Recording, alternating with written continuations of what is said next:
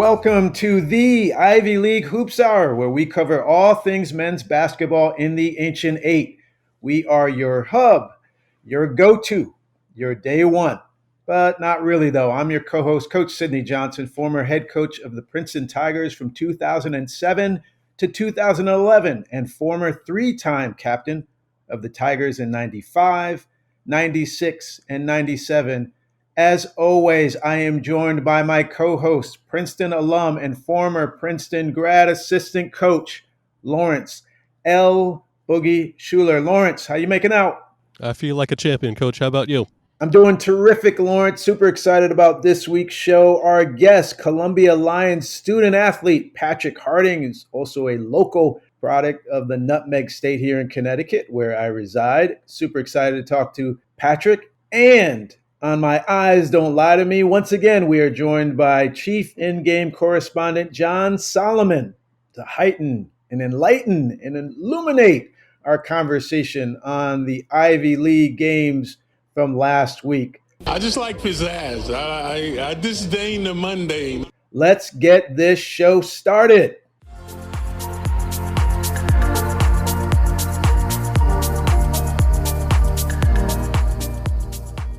We are at our segment for My Eyes Don't Lie to Me, where we take a review of the last week's games in the Ancient Eight. Best players, teams, games, all of the above. And we are joined once again by our chief in-game correspondent, John Solomon. John, how you making out? I'm doing all right, Coach. How about yourself? I'm doing great. I've got Lawrence L. Boogie Schuler by my side, so to speak, virtually. Wouldn't want it any other way. Yep. Neither would I. Lawrence, why don't you cue us up and we'll take a stab at last week's games.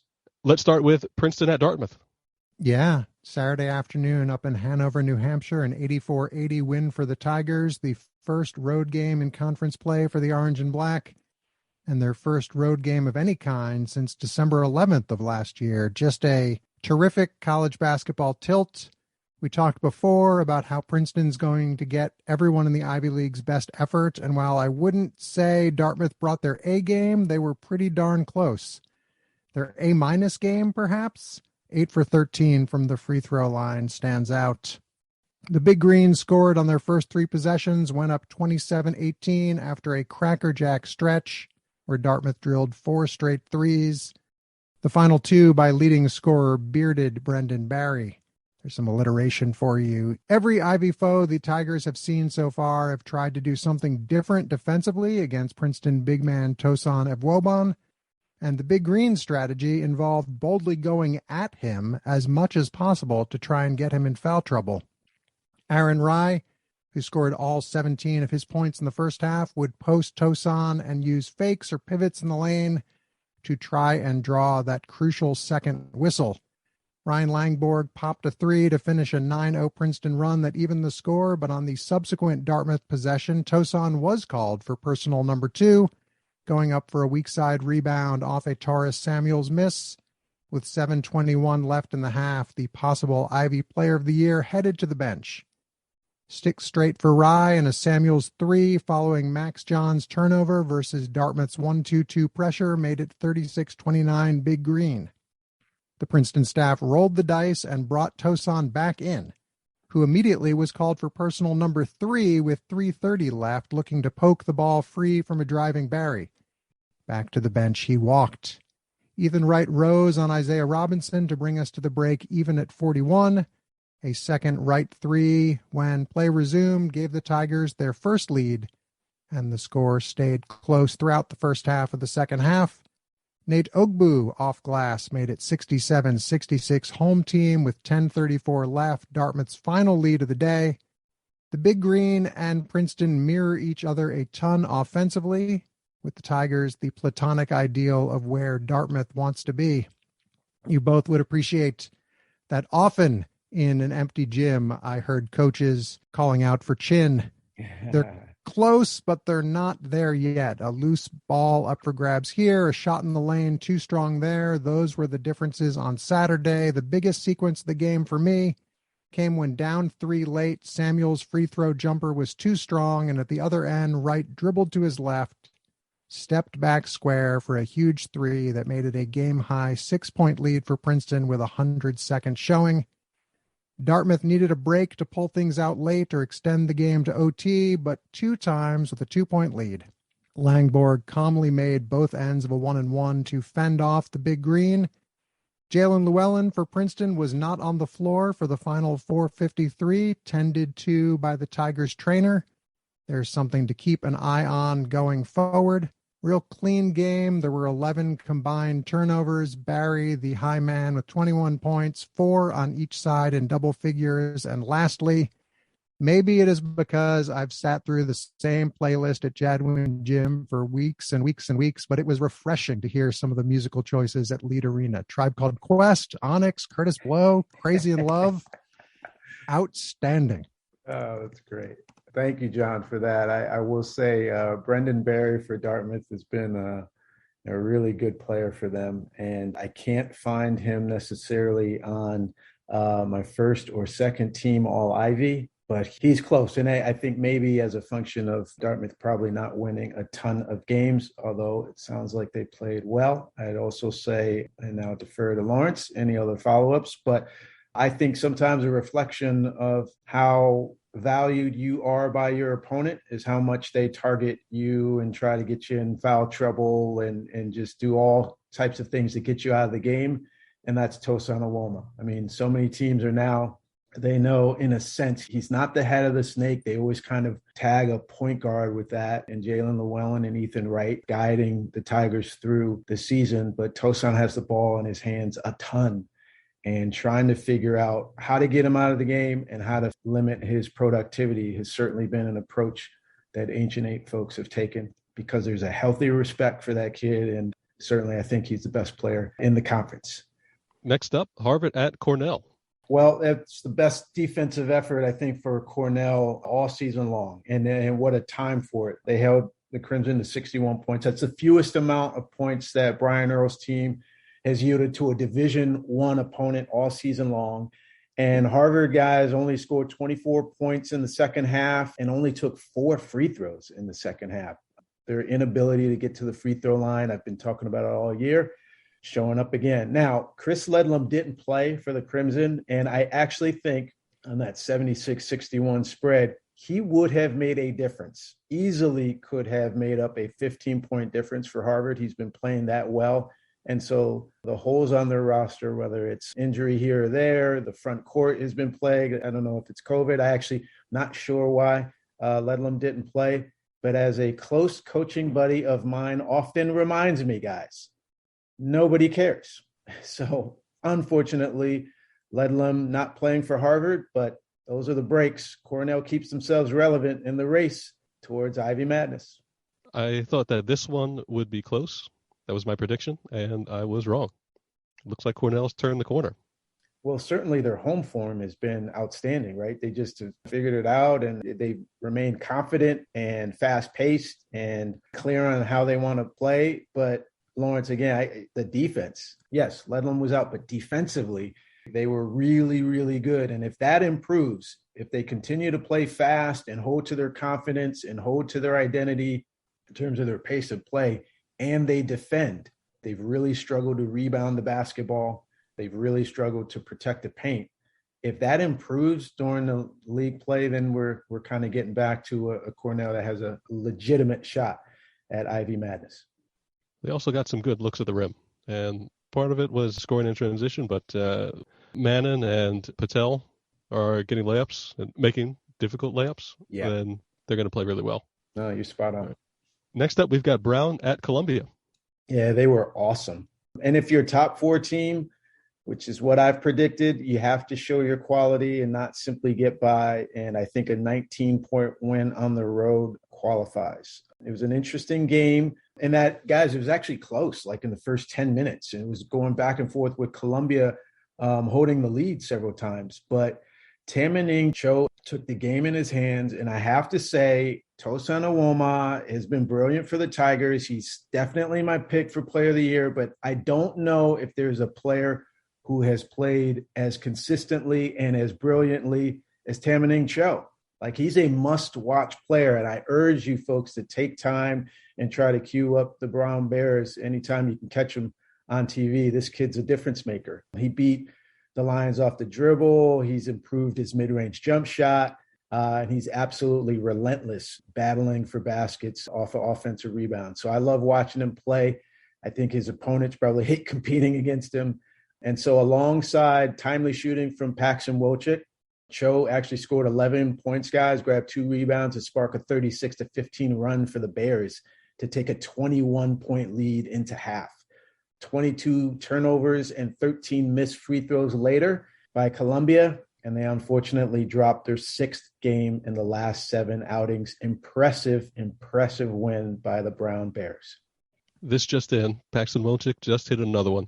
Yeah, he's gotten hot and is just in a really good flow. These guys are so athletic and they defend hard and they grind. But then when you mix in the timely shooting of Wojcik, Lily, you guys know I'm a fan of, they start to look like a team who has all the answers, but they certainly need to prove it on the road. And it was a good confidence builder, I'm sure, for them to go into New York and get a decisive win. Yeah, we talked last week about Brown sitting with 4 league losses. They were going to have to pick up wins to rise up in the standings to finish in the top 4. And this was a game they absolutely needed to have. My prediction was that this game would be close, and I was wrong. Turner for Columbia played really well in the first half. When they were going back and forth, I mean, he looked like the spark, really attacking the Brown defense, but in the end, just too much firepower for Brown. And rounding out the Saturday schedule, Yale at Penn. Yeah, I want to talk about this one. I mean, Penn, what a win. Just what a win. Yale was awesome in their game against Cornell last week, and I just thought that they were gearing up to make this run, and Penn humbled them. I mean, they were up by 12 at the half. Jonah Charles, George Smith, and of course Jordan Dingle making shots, and the Quakers just kept getting looks, and the Bulldogs were just off balance. In the second half, Yale definitely played much better defensively. They closed the gap from 12-1, and they actually had Jordan Dingle under control a bit. There seemed to be a dark blue jersey attached to him every single time Penn was initiating a dribble handoff to him. So as he was kind of quieted, this was fun for me, guys. There's an interesting battle between the Ivy League's leading scorer, senior guard Azar Swain, and Penn sophomore Clark Slackert. Slackert is, he's a sophomore, but obviously he's playing in his first year of Division I ball. These two kids were going back-to-back, or head-to-head, I should say, like an NBA Summer League game. It was legitimately fun to watch. As just, one possession, Slackert would come down, hit a pull-up. Then Swain would come down and hit an NBA 3, and they were guarding each other. So multiple pull-ups for Slackert with a few free throws mixed in as he got fouled by Swain. Swain makes an NBA 3, a pull-up of his own. He gets his patented casual drive that never seems to get blocked. But while all this was going on, the problem for Yale was that they never actually overtook the lead, and then Dingle woke up. He cut backdoor off of a cut finally. I don't think he does that enough. We talked about that way early in the season. He got an easy layup. He scored off a couple of drives, and then he knocked down some threes. Why Yale was going underneath his screens late in the game is beyond me. The Quakers got the lead back up, and they never wavered. Also, I would just say Yale didn't come close to bullying Penn on the boards, which is really interesting. Yale did that against Cornell last week. Surprisingly, Penn's front court of Max Mertz and Michael Moskovitz, they're not necessarily overly physical, but somehow, some way, those guys and the Quakers, Yale didn't have their way with them. And at 4-2, with, I believe, guys, 5 of their first 6 Ivy League games at home, the Quakers are sitting at second place in the standings, possibly the story of the league so far. Going off the Yale Daily News report of the game, Dingle talked about how he noticed the Bulldogs going under those ball screens and handoffs, just like you said, Coach, in the second half, and took a little issue with the tactical change and took advantage accordingly. Yeah, he certainly made him pay. And I don't know, like, John, he's really good. So I'm not trying to take a shot at Yale's defensive intensity or commitment. But I'll just speak for me. I would rather have somebody hurting me on pull-up contested jump shots than hurting me from three. Obviously, the value of the points there, but also the difficulty in making some of those drives. And guys, he banked one in the front of the basket, like that's kind of unheard of. But he also makes some tougher ones as well. But I'd rather force Dingle to take tough twos all day than to give him line you up Sunday shots from three. And so I think Yale may take a different approach the next time around. And you certainly, to coin a phrase Coach Carrillo and the staff used a ton of time, you don't want to piss a really good player off. You don't want to poke the bear. So keep sticking to him like glue, force him to, make plays off the dribble and try to swipe the ball before he brings it up or contest a shot high on the pull-up and battle for the rebound. But last thing I want to do is give that guy, wide open threes.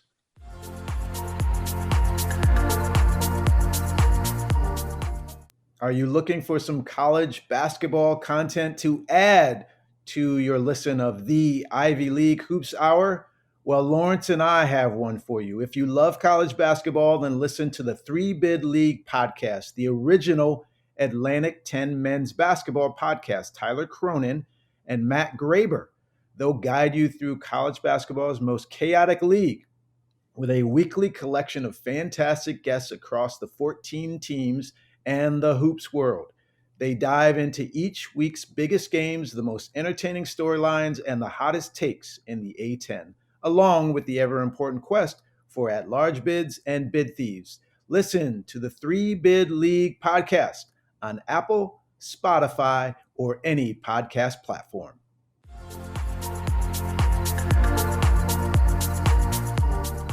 This week's guest on Ivy League Hoops Hour is a young man that I have personally witnessed develop from afar, not too far away though, into a consistent front court contributor at the Division I level, a product of Fairfield Prep School in Connecticut, about a 10-minute drive from my house if I hit all the green lights, and Suffield Academy for a postgraduate season, also in Connecticut. We are speaking to one of the elder statesmen of this year's Columbia Lions basketball team, always blessed with size, skill, and a high basketball IQ. He has found a home as a stabilizing force for the Lions, racking up 15 starts of the Lions' 16 games played, while leading the team in offensive rebounds and total rebounds, the latter stat at an almost 2-to-1 ratio with his next closest teammate. From the Nutmeg State, we are honored to have Columbia Lions standout big man in the middle, Patrick Harding. Patrick, welcome to the show. Thank you so much for having me. I'm excited. This is awesome, Patrick. I know we share some memories that we'll touch on a little bit later in the interview, but also someone I share a lot of memories with. My co-host, Lawrence L. Boogie Schuler, I'm going to have him get us started. I don't want to steal Sid's thunder here, but can you give us a good Leo Redgate story? Oh, I have plenty of Leo Redgate stories, but I think a funny one would be we used to practice, and one day he came in and we just started. He was just not in the best mood, so we started the old alumni hall. We just ran up each bleacher, up and down the hole for 2 hours, and our captain at the time, who St. Johnson coach Tom Nolan, was not too happy about it. So it was a great experience. It was the two heads. Tom Nolan and Leo were butting heads, so that was our punishment at the time. It was a fun but also awful painful day. Well, for our listeners, Leo Redgate was a former head coach of the Fairfield Prep boys basketball team and did an outstanding job and was able to coach, as Patrick mentioned, not only himself, but Tommy Nolan, who was the captain of the team and played for me at Fairfield University, and also Rich Kelly, who stars currently for the UMass Minutemen. So I have to pose this to you, Patrick. In a one-on-one game between the three of you, Rich Kelly, Tommy Nolan, Patrick Harding, who wins that game? Oh, I just win. I'm there. We have played plenty of times. Is that right? Usually Rich would win. We play one-on-one, but if we're playing now, I think I can take him. Tommy's a little washed up probably now, and then I'm just too big for Rich, so I'll take it. I can't wait to send this interview to Tommy. He's going to get a kick out of that. Yeah. Some of our listeners may not be aware of the Connecticut high school basketball scene. And obviously, obvious to me and you, it's so funny, Patrick. You look at all these Division I rosters and you see a lot of Connecticut natives, but then maybe there's a prep school attached, as prep schools in the Northeast area have plucked off some kids in the Connecticut scene and had them go to their prep school. Before we talk about Suffield, I'd like to talk about the high school experience you had at Fairfield Prep. Tell us about the competition and the development here in the Nutmeg State and how that helped develop you as a player. When you decide like where you're going to high school, I always assumed I was going to go to public school in town. And then Fairfield Prep got really good at basketball really quickly with people like Terry Tarpey and then Pascal Chukwu, who played at Syracuse. And so I was like, oh, I'm pretty good at basketball. Let's just go to Fairfield Prep, just out of the blue. And it was the best decision I ever made. I loved it. All boys school, which everyone doesn't like, but I thought it was awesome. The competition is, I wouldn't say as great as going to a prep school, but I really enjoyed staying close to home and being able to go home at night and not stay in a dorm for 4 years. I thought that was awesome. Mm-hmm. My teammates, the 4 years I was there, I was very lucky. We had a bunch of talent on the team, so I thought that was very beneficial overall. And I played with a bunch of good guards in high school, which I think contribute to like a basketball IQ level now, which is a total blessing. But then to compare that to going to Suffield Academy and people leaving to go to prep school, I don't think it's always necessary. I think you got to go to a place where you're going to play, especially in high school, and develop. But I think I did it the best way possible for me by spending 4 years at home, and then a lot of college coaches said I needed an extra year, and then so doing 1 year at prep school was perfect and very beneficial. Share with us a bit more about the value of needing to play. I think sometimes that's talked about, but you brought it up, and I don't think it's quite understood. So that value of playing, how crucial is that to a young man and young lady developing as a player? I think it's extremely crucial because if you're not playing, you might lose that love for the game, and you might see someone else flourishing and being like, oh, I could be in that spot. But especially during the ages of like 13 to 17, I think that's when you really develop your skills in high school. And for example, if you're not playing in an AU program, you can't get any scholarship opportunities because they can't see you play when you're on the bench.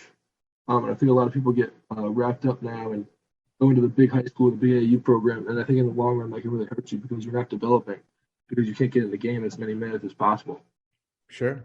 So now you go on to Suffield Academy, and our dedicated listeners will know about the NEPSAC, the New England Prep School Athletic Conference, and how outstanding that is. We've had several student athletes, Patrick, on the show to talk about the NEPSAC. You're at Suffield Academy. Talk to us about the value of playing and competing in the NEPSAC, and if you will, not only from an athletic standpoint, but academically, that extra year of schooling and education. What did that whole Suffield Academy experience mean to you?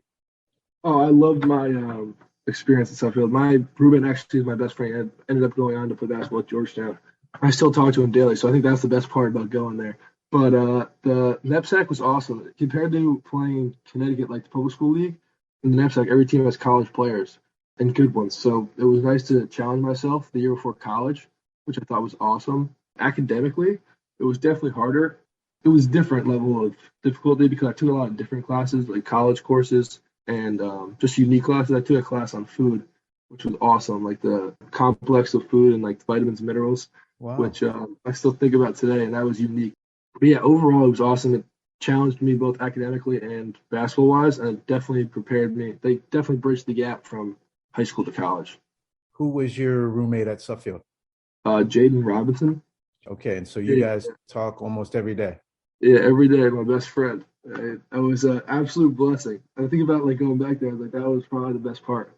That's really cool. And you and Jaden have probably had a pretty good chemistry on the court as well? Yes, definitely. How about, do you remember the best player you competed against when you were at Suffield? I want to say there was a kid at Loomis that went on to play at Stanford, and he had a pretty good game against us. I forget though now. Yeah, no worries if it comes to you. So we'll have our research team dig into it. Yeah, there you go, Lawrence. Throw it down one time, Jason Delaney. You chose Bryant University after coming out of Suffield, and there you set the single season record for rebounds, 280 rebounds in the season. The Bulldogs improved from 10 wins in your first year to 15 wins in your sophomore year, and you were a central figure there, Patrick. But now you're playing in the Ivy League, obviously. What led to the opportunity to transfer to Columbia? As you know, transfers in the Ivy League are quite rare. And when that opportunity did present itself, I mean, I'm sure it was a family decision leaning on your coaches. But at what point did you decide, okay, this is what I want to do, going from Bryant to Columbia? I always wanted to go to Columbia out of high school. My junior year, they sort of recruited me a little bit, and it didn't work out, as a lot of things don't. So I went to Bryant and had amazing 2 years there. I love my teammates. I still they're like my mentors. When you first get to college, you're like a young man. After 2 years, they're awesome, and I absolutely loved it. Socially, it wasn't the best spot for me. It wasn't just not the best fit overall. So I had to transfer, and Coach Engels was one of my first calls, and I was super excited. I gave it a week or so, took a lot of calls from everybody else, but right when he called me, I kind of knew that I was going to end up at Columbia unless everything else worked out. And it's an absolute blessing because I think it's kind of funny that that's where I wanted to go after I took my visit my junior year, and then now here I am. Everything works out in pretty weird ways.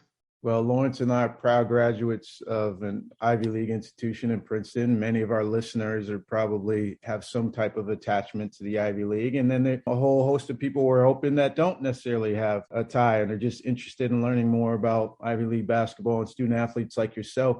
You always wanted to go to Columbia. Where was that draw? Is that a family thing? What drew you to the Lions program from a younger age? Well, I always wanted to go to UConn. It's Connecticut. Okay, but sure. Yeah. That was the dream. And then you got to be realistic. But I took my visit my junior year, and it was raining out. And the campus here, it's just in the city, but I was in the quad area. No, this would be awesome to end up here. Be in the city. It just felt like a good spot to be. At that moment, that's kind of when I was like, let's do it. And this is where I want to end up. And that's what drew me to Columbia. Being here, it was raining outside, and I was like, it still is a beautiful place and a very unique area. Any classes that rival that food class at Suffield? I'm actually in a drug and politics and Americas class right now, and I'm excited to go to class. It's on Tuesday, Thursdays, and I haven't had that in college ever. Be excited to go to a class, and it's super cool. One of my teammates and one of my managers is in it, and they just discuss things like how the media skews your view on drugs and stuff like that. It's super cool. Professor is absolutely awesome. So we're a week and a half in, and I'm excited to go to class tomorrow. It's weird. I like it. That's awesome, man. I'm happy for you.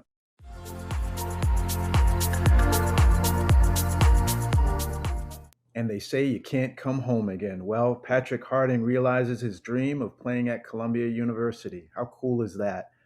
These stories are so much fun for Lawrence and myself to bring to you, and I hope you're enjoying the ride along with us. Certainly send in your suggestions for future guests, obviously topics, comments on the show. We'd love to hear from you all. Write to us at ivyleaguehoopshour@gmail.com, and we'll get your responses, your suggestions all into the show. Now, let's get back to our interview with Columbia Lions standout forward, Patrick Harding.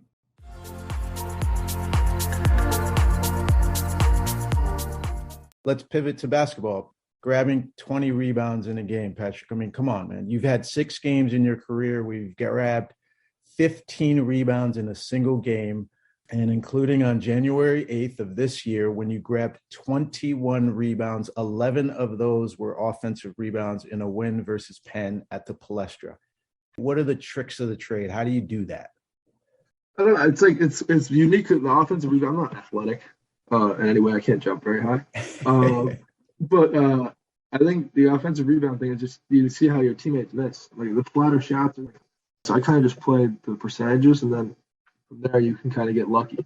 It's all about where the ball bounces. If you're in the right spot, it's just putting yourself in that spot. And, just being consistently crashing every time. And then sometimes it ends up your way. Well, and I'm imagining, though, but don't sell yourself short. You're focusing on that. Some players focus on scoring, frankly. A lot of them do. And not that you don't want to score, but you value getting that basketball, whether it's defensively or offensively, for your team And that's a lot of heart and focus. I mean, so where did that come from? That like, hey, I can bring value to my team in this unique way. How did that foster in you? I think it definitely fostered like going into college because in high school you're just bigger than everybody else. You just grab the ball, and when you get to college, you have to find your role. And if you are a star in your own role, then you'll play. And I realized my freshman, especially my sophomore year, like if I was the best rebounder on the team, they couldn't not play me, even though I was lacking in a lot of other places. Because if you get 3 or 4 offensive rebounds a game, that's 3 or 4 extra possessions. It's like getting 3 or 4 steals. And so I saw that as an opening, and I just decided to just go out there and just play as hard as I could on the boards, and then they'd have to play me, and it worked out. Yeah, that was my mindset. You just kind of figure out what you can do to help the team, and then just be a star in that. You've certainly carved out a niche there, Patrick. Let me ask you this: the basketball X's and O's question. I'm a coach. Yeah. When smaller guys try to box you out by going for your legs, like before you jump, I'm sure you faced that. What do you do to counteract that? Well, one, I get really angry because I don't like the smaller. That's the worst. When the smaller guys start boxing you out. Usually, you just gotta get positioned early. If they start boxing me out outside the paint, then we have a problem because it's hard to get around them. First of all, because they're small, they're in your legs, you don't have a lot of space to move. But if you're there earlier and then they start boxing you out, you can just hold your ground and just not move. And they're kind of stuck under the basket. That's kind of a unique technique that I like to do. Just put the ball under the basket, and then you have that whole area, that 3 to 4 feet behind you. This season has been a challenge, but you're one of the older guys, one of the veteran guys. How do you choose a lead? Are you vocal? Are you quiet? Are you by example guy? How do you try to lead this group? Because you guys continue to compete, even last night, getting down early and storming back in the second half. Final results might not be coming your way, but you guys are giving an effort each and every time on the floor. Certainly that comes from coaching, but you got to have some veteran guys to lead the way as well. I'm assuming you're in that role. What is your leadership style? I've always had vocal leaders in my life. To go back to Tom Nolan, who was probably the best leader I've been around, especially in high school. But everyone was always so vocal. I'm not the most vocal because I tend to be more negative than positive, so I just try to lead by example. It's like getting to the gym early, like 20, 30 minutes every day, and setting the tone, get early to lift, like always go hard in certain things. And I think that goes, in a lot of cases, further than yelling or being in somebody's face and telling them what to do or what not to do. I think when you show, especially a young freshman or sophomore, the way to go about being a college athlete is more beneficial. All right, a couple quick hitters. Academics at Bryant or academics at Columbia? Which one is harder? Bryant. I was finance at Bryant. I'm now in political science, they're two totally different animals. Political science is perfect for me because I want to be a history teacher. It's a nice mix of everything. That's outstanding. Would you maybe be a history teacher at Fairfield Prep or somewhere in the NEPSAC? Awesome. That'd be awesome. Coach a little basketball and teach a little history. That's the dream. Look at you. All right. Now, there's only one answer for this. What's the best youth summer basketball camp that you've ever attended? Oh, 100% the Sidney Johnson basketball camp. There we go. Sign them up, Lawrence. 100%. Those were some good years, huh? Yes.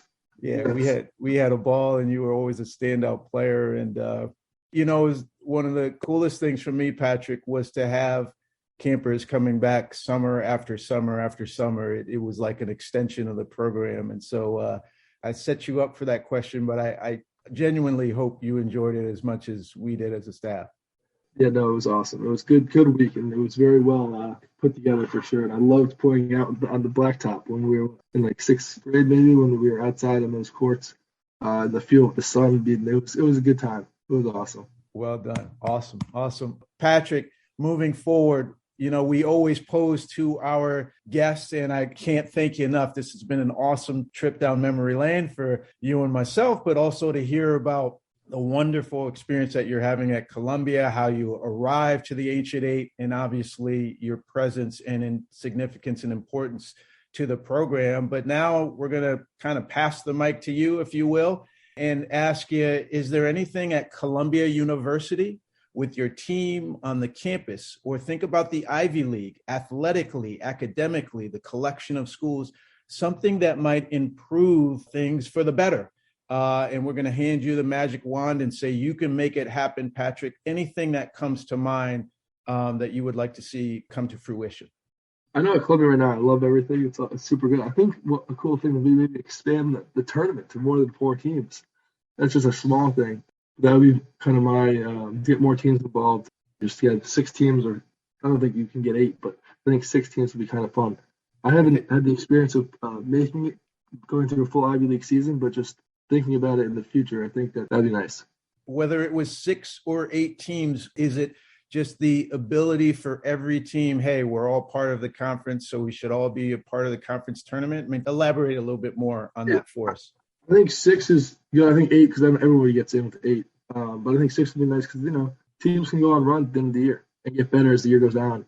For example, if you don't win a lot of games early, but then late you're 5-1 in the last 6 games, then I think you deserve a chance, because that means if you win late in the season, that means you're beating the teams that are probably in the tournament already. Just give them a shot. I think it'd be more fun too. Mayhem and March. That's really interesting. So maybe so you like 6, so a double bye possibly, and then so 3, 4, 5, 6 duke it out, and then they find their way against the 1 and 2 seed. That's interesting. Well, that's the first time we've had that, and this is why we love this show. We are always getting unique and different perspectives, rich ones for sure, and I think ones that our listeners thoroughly enjoy. And Patrick, this will rank right there up with the best of them. We appreciate your time so much.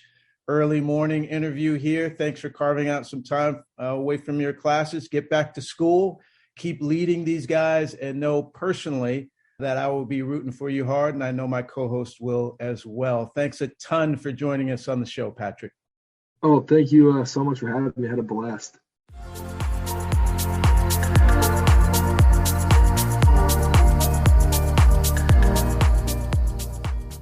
And now, Lawrence, it's time to reach into our fan bag once again. We have one of our listeners, Leon Morduck. I hope I'm getting that name right, Leon. Well, we posed online to our listeners about last week as John Solomon. Actually, it might have been a couple weeks ago. It's all running together. But John Solomon joined us and is always keeping us fresh in terms of Princeton Tigers basketball content. We posed to John who his favorite player was over this long, almost 300 consecutive game streak of attending Princeton Ivy League contests. And so John Solomon weighed in with Kyle Kuntz, Kyle Wente, and I feel like Amir Bell, if I can remember correctly. And so we posed it to our listeners, who do you think? Who was your favorite Tiger men's basketball player from the past 20 years or so, and why? So Leon wrote into us and said Spencer Wise, because he wasn't particularly athletic, but he always did the little things right on the court. Well, the Ivy League coaches agreed with you. Leon voted Spencer Wise as the Ivy League Player of the Year, first team All Ivy. His career is 10 points, 5 rebounds, close to 3 or 4 assists per game, but so much more. And he was reminding me of a ton of players over the years who have, been the glue to make things happen and help the Tigers win. So I would say that that's a pretty good pick. No one asked me, but I'm going to weigh in. I'm going to say this. First, I'm going to take out my own teams from, 07 to 11. I've got, 6 or 7 guys. Some of them might be obvious to you, but, Patrick Saunders and Doug Davis come to mind, my first couple of recruits. And boy, did they make an impact on the program. Marcus Schroeder, a young man that I inherited from Joe Scott, and obviously the big names of Vrades and a Maddox and a Ian Hummer. But geez, Zach Finley gave us incredible moments. So I could go on and on. Jason Briggs, someone that, maybe not a lot of people may think of, but I know he was huge in year 2 of helping us get to respectability and gave so much to the program. So there's a lot of names there, and I wouldn't want to leave anybody out. So I'm going to take my teams off of the list and say Miles Stevens is a young man, a Princeton Tiger that I thought was just simply outstanding. You talk about doing the little things. He did that, and he did more. I just respected his game so much. He grew and developed to the point where I'm thinking of what John Solomon talked about, having a unicorn type of influence. It just felt like there wasn't anything that Miles couldn't do on the court to help the Tigers win a basketball game. And his grittiness, his clutch ability, his diversity, his mental toughness, his leadership in many ways. And I'll say this, he's a player that I wish that I had that type of ability. As I look at various Tigers over the years, Armand Hill obviously ranks way up there, and Mike Brennan and George Leftwich at the point guard position. And Miles Stevens is one that, hey, I would have loved to have the impact on the game that he had. So there you have it. Leon, thank you so much for joining the conversation. And we implore you all, please don't just sit back and listen. I hope we're giving you a great show, but we want you to join this conversation without a doubt. So whether it's your favorite player or Ivy League scheduling or what's going to happen with college athletics moving forward in the Ivy League and beyond, best teams in the league, best coaches, best players. So please contact us at ivyleaguehoopshour@gmail.com, and we will be sure to read your messages, your emails, your outreaches, your feedback, suggestions. We'll get them into the show, folks.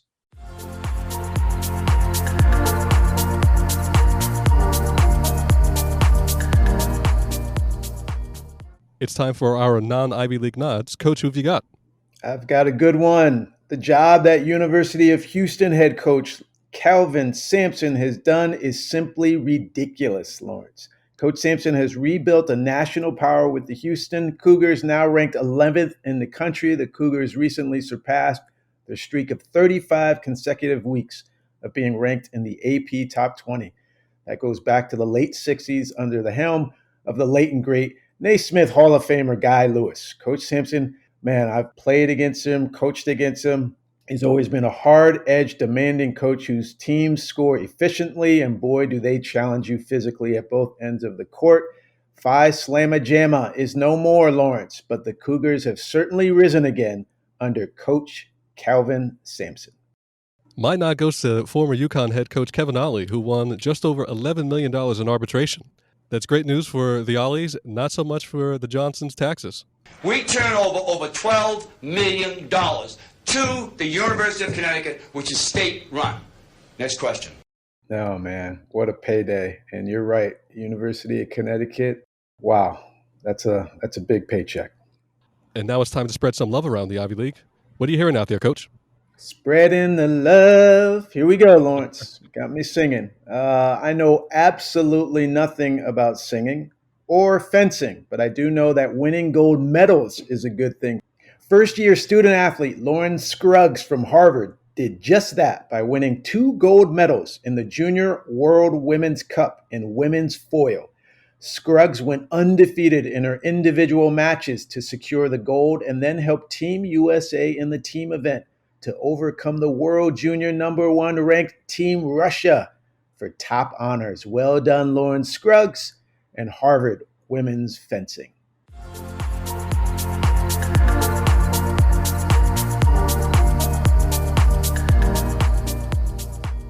It's time for predictions. Predictions, Pat. First, let's go to the standings. So far, Coach Johnson's record is 8-9. My record, 11-6. Ooh, wow. Okay.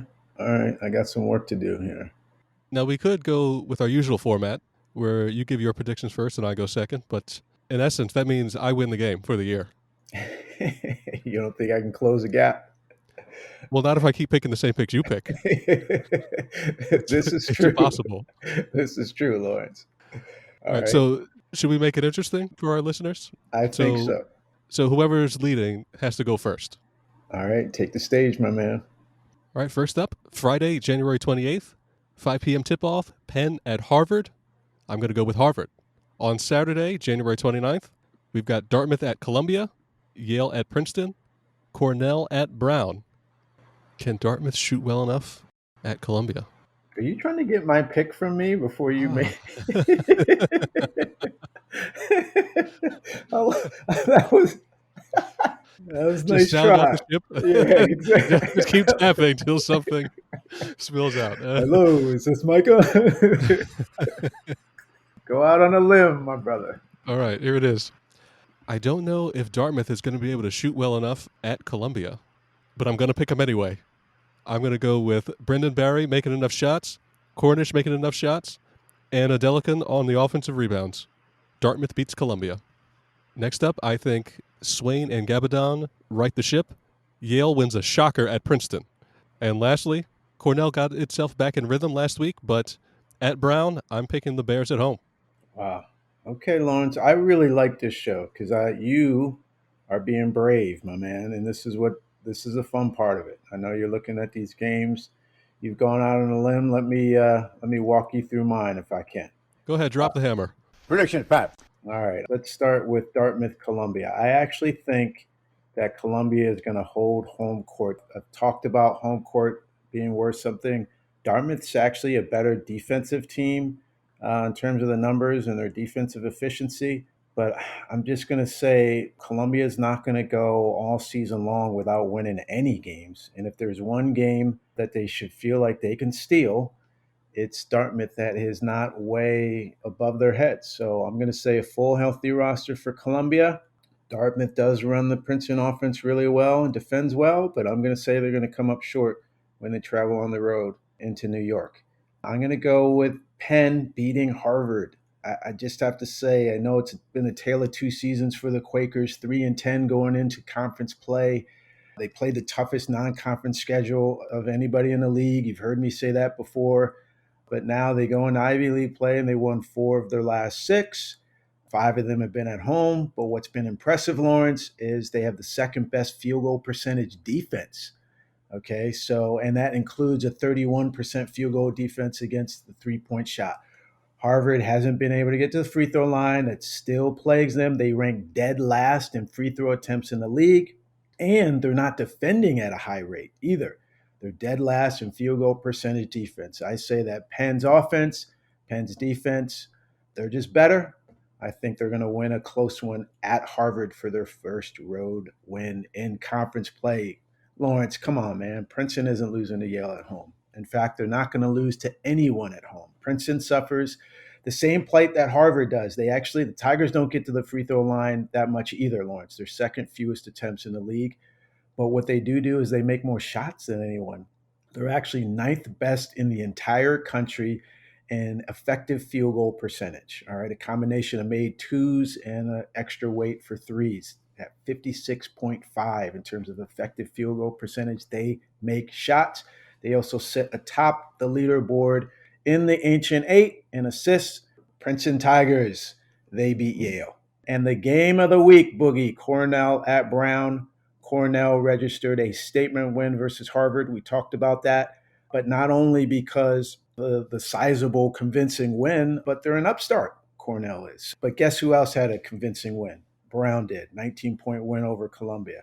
This is a battle for the number 4 seed game, that type of setup where we have 3 or 4 teams that are looking for that 4 seed for the Ivy League tournament.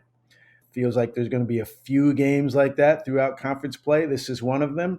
Brown has way too many on-ball defenders, toughness inside. They have an interesting home court where I think they're getting some student athletes in the building. There's a little bit of energy, raucousness. I'm going Brown over Cornell by double figures, Lawrence. And then this time next week, I'm going to have closed that gap on the predictions tally. Folks, we want to know how you feel about our predictions. Are we way off this or are we spot on? Lawrence is looking pretty good at 11-6. Like I said, I'm going to close that gap. Don't put too much money on this, but join us each and every week as we make these predictions and check out the league, react to the games, the analytics, and try to give you our best guess. Join us and join the conversation as well. You can write in at ivyleaguehoopshour@gmail.com. Let us know what you think.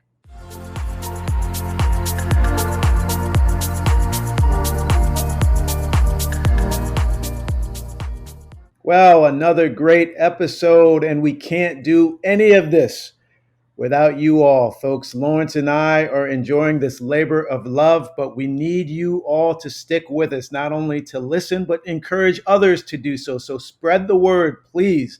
Let them know about the Ivy League Hoops Hour. They can join us on our YouTube channel. Obviously, look out for us on all platforms where podcasts are offered. Encourage them to follow, subscribe, give us a 5-star rating. And again, bump into people, random folks at the grocery store. You're filling your gas. Tell them to listen in on the Ivy League Hoops Hour. And join us week to week as we cover all things men's basketball in the Ancient Eight. And we encourage you all to write into us at the Ivy League Hoops Hour and share your thoughts and opinions on the questions, topics that we've raised, reactions to guests, and anything going on in the Ivy League with the games, the players, the teams, as we're heading fast to Ivy League madness. Write to us at ivyleaguehoopshour@gmail.com and join the conversation. On behalf of myself and Lawrence L. Boogie Schuler, thank you for joining us, and we'll see you next week.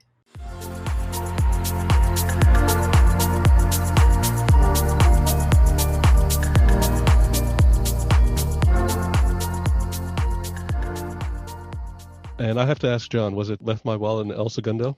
No, it was Scenario. Oh, very nice. Good. So yeah, there I am in an empty gym doing the Busta Rhymes hand gestures for my own entertainment during his guest verse. Oh, that's great. That's great. That's an image right there.